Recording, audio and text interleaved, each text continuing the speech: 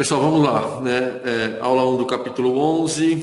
O capítulo 11 é um capítulo extenso, não pela dificuldade dos conteúdos, mas sim pela quantidade de informações e de telas que ele indica, né? Vocês vão ver hoje que a gente vai falar de 2 tópicos e já tem aí quase 50 telas para a gente acompanhar.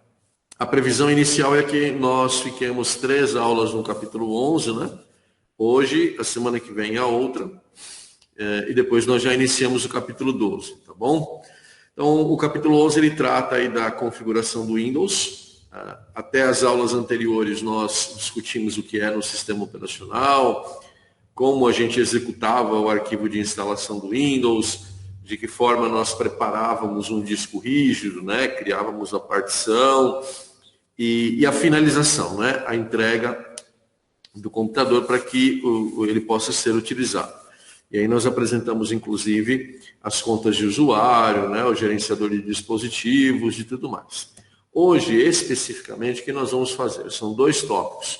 Nós vamos falar do Windows Desktop e do explorador de arquivos, né, do Windows Explorer, e vamos falar do painel de controle do Windows, tá bom? Eu sei, né, que vocês já conhecem a grande maioria das coisas que eu vou falar aqui, que eu vou mostrar aqui, mas não custa nada a gente nivelar esse conhecimento até para tornar aí a informação mais coerente, né? Então vamos falar agora do desktop e do Windows Explorer.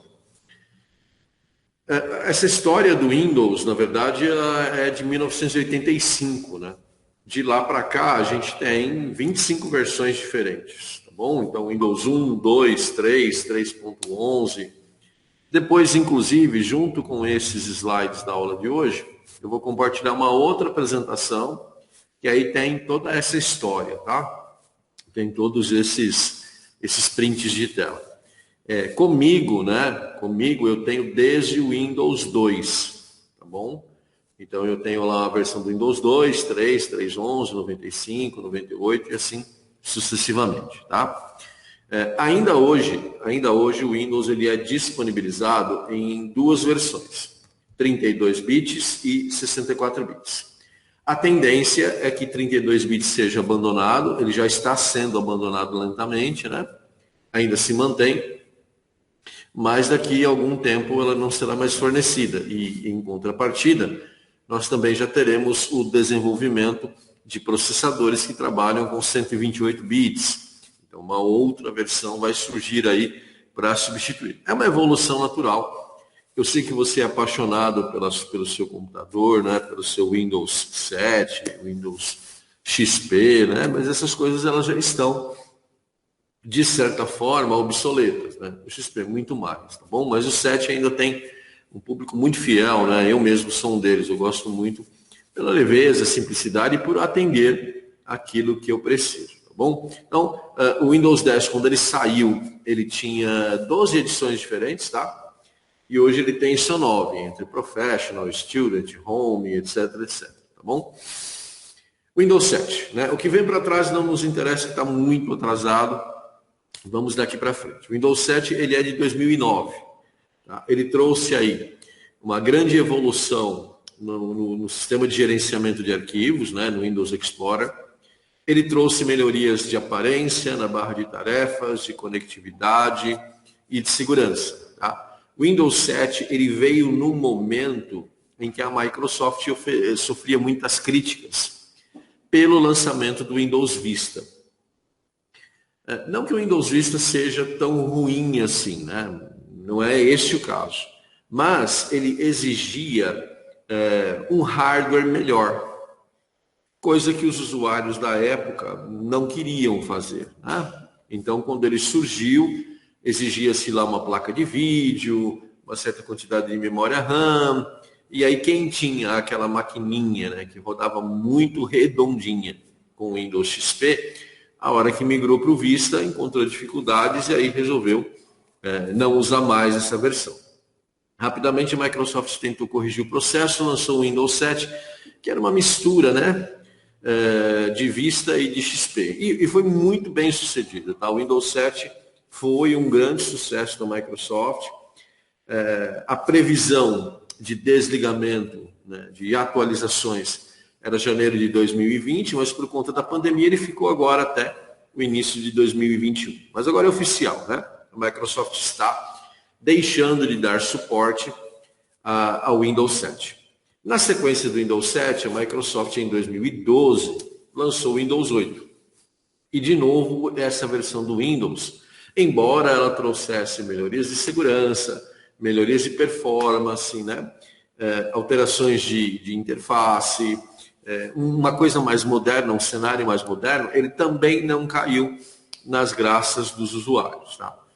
Um dos grandes problemas, né, entre outros, um dos grandes problemas foi a ausência da barra de tarefas e do botão iniciar. Coisas que os usuários, ao longo do tempo, né, desde o Windows 95, tinham se acostumado.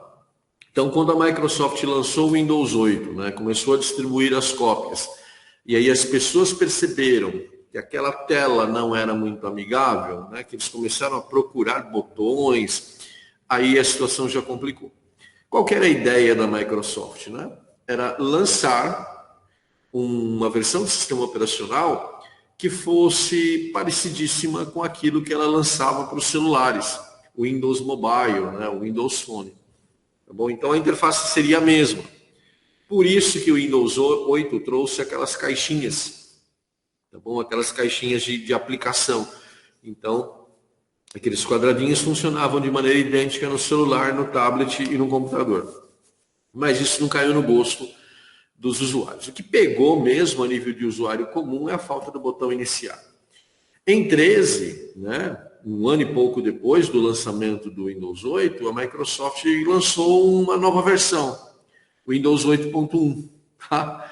E aí ele trouxe de novo, né, a barra de tarefas e trouxe um menu iniciar um pouco singelo, né? A gente fala limitado, mas trouxe, tá bom?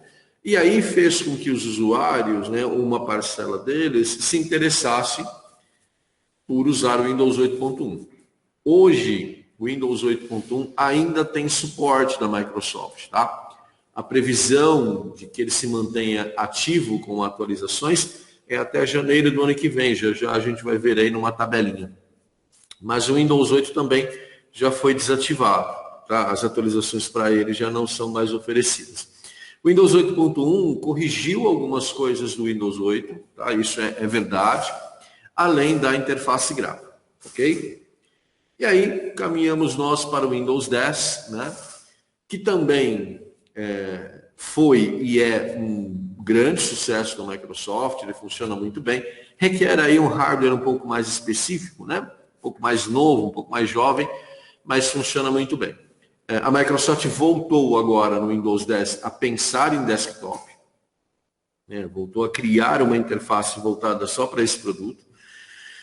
E aí ela começa a trabalhar um pouco, a enxergar a conexão com os dispositivos móveis, né? Então alguma coisa, né? Alguns aplicativos universais, eles são rodados no desktop também, tá? Ela enterrou de vez, tá? Enterrou de vez o Internet Explorer, lançando um navegador novo que é o Microsoft Edge. Não sei qual é a experiência de vocês com navegadores, mas o Edge é um bom navegador. Né? É um bom navegador. Ele consome pouca memória RAM, porque ele está conectado ao sistema operacional, né? E é interessante, tem uns recursos interessantes, vale a pena experimentar. Tá bom?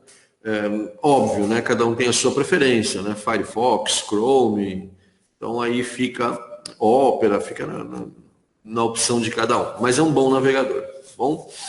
A gente tem telas de ajuda mais intuitivas, o processo de instalação ele é mais agradável para o usuário, né? Pouquíssimas configurações, e trouxe também um novo conceito, né? De atualizações. Tá? Então ele tem 2 grandes atualizações por ano, mais ou menos uma a cada semestre. Tá bom? Essas atualizações elas são bem grandes mesmo e praticamente é como se nós fizéssemos uma nova instalação, como se fosse um sistema operacional novo. Tá? E ao mesmo tempo em que ela tem essas 2 grandes, ela tem parciais, né? Que aí são feitas mensalmente. Excepcionalmente, quando há aí algum problema, né, quando há alguma situação mais séria, aí a Microsoft lança uma correção mais imediata. Tá? Mas é uma boa ideia, não é ruim não. Tá bom? É um processo bem interessante.